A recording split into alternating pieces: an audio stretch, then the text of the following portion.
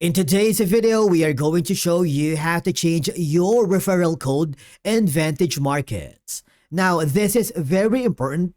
You cannot change your referral code or partner code directly inside of the app or even the client portal. But we will show you some correct workarounds to do it. So first of all, you need to log in using your credentials. And then the next thing that you need to do, hover at the bottom right corner where you can see the chat icon.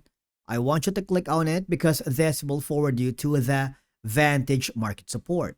Type in your question so that they will give you an answer where you can follow the on-screen instructions.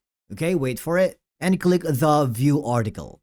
Now, I want you to read and understand all the information.